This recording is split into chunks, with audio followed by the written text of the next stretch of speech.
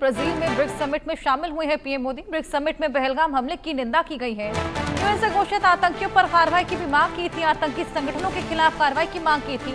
आतंकवाद मानवता के लिए गंभीर चुनौती। आतंकवाद की निंदा हमारा सिद्धांत होना चाहिए। आतंकियों पर प्रतिबंध लगाने में संकोच न हो। आतंकवाद का साथ देना कतई स्वीकार नहीं होगा। पहलगाम आतंकी हमला पूरी मानवता पर आघात है। भारत हमेशा शांति का रास्ता दिखाता है। आदित्य, क्या कुछ और पीएम मोदी ने कहा?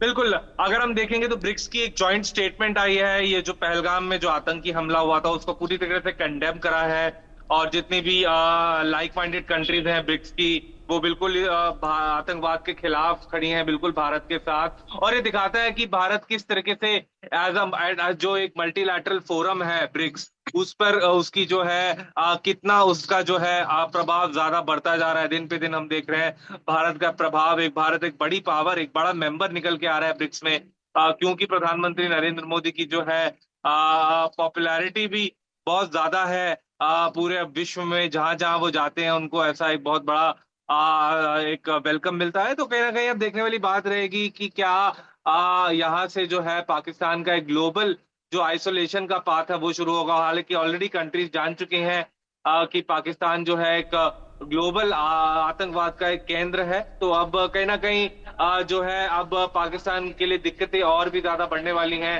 एफएटीएफ की ग्रे लिस्ट में जाने में की कगार पे है और एक बार ऐसा हुआ तो कहीं ना कहीं पाकिस्तान के लिए बेहद मुश्किलें बढ़ेंगी। अब देखने वाली बात रहेगी कि क्या ब्रिक्स नेशन भी जो है पाकिस्तान से जितना ट्रेड है वो उसको रोकती है, नहीं, ये देखने वाली बात रहेगी। हर्षा, बिल्कुल, ये देखने वाली बात कि आखिर अब ब्रिक्स देशों का क्या कुछ रुख रहने वाला है इस पूरी द्विपक्षीय वार्ता के बाद में। क्या कुछ ब्रिक्स सम्मेलन में हुआ आदित्य? जी, अगर आप देखेंगे तो अभी पाकिस्तान की जो इकोनॉमी है बहुत ज्यादा वीक है और आने वाले समय में भी हम देख सकते हैं पाकिस्तान की इकोनॉमी बहुत नीचे जाने वाली है। तो कहीं ना कहीं हमने देखा है ब्रिक्स पे किस तरीके से रशिया और चाइना का हमेशा से एक तरीके से वो इन्फ्लुएंस रहा है।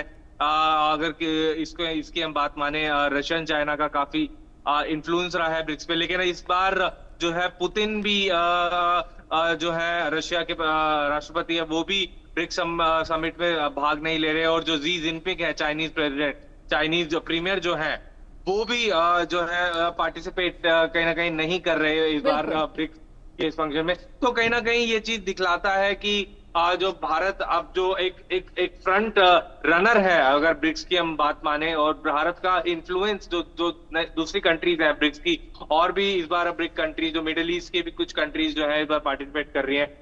हर्षा, तो कहीं ना कहीं देखने वाली बात है कि अब ब्रिक्स का आने वाले सालों में एक नई दिशा में ब्रिक्स का जो जितनी भी वर्किंग है वो जाने की एक संभावना है। ब्राजील ब्रिक्स की अध्यक्षता भी भारत को सौंपने वाला है क्योंकि अगले साल ब्रिक्स यहाँ पर होने वाला। बहुत शुक्रिया तमाम जानकारियां साझा करने।